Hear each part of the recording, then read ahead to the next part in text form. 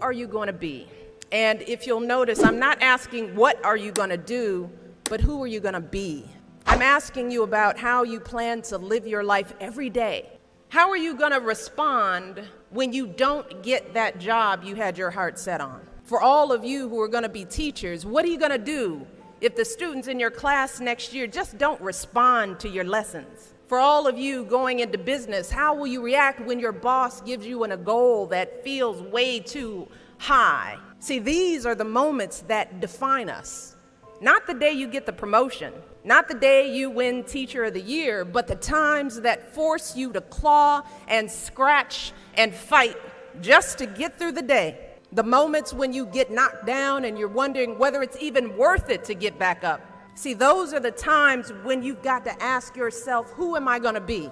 And I want to be clear, this isn't just some vague platitude about building character. In recent years, we've actually been seeing a growing body of research that shows that skills like resilience and conscientiousness can be just as important to your success as your test scores or even your IQ.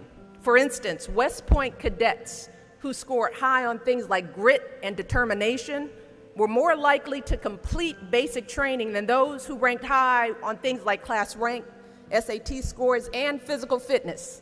So what we're seeing is that if you're willing to dig deep, if you're willing to pick yourself up when you fall, if you're willing to work until your weaknesses become your strengths, then you'll develop a set of skills that you can mold and apply to any situation you encounter, any job you might have, any crisis you might confront.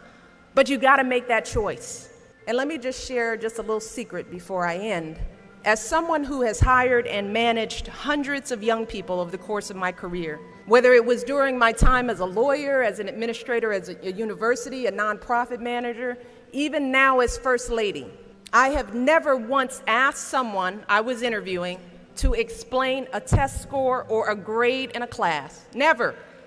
I have never once made a hire just because someone went to an Ivy League school instead of a state school. Never. What I have looked for is what kind of person you are.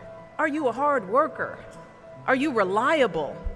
Are you open to other viewpoints? Have you stepped outside of your own self-interest to serve others? Have you found a way to serve our country, whether in uniform or in your community?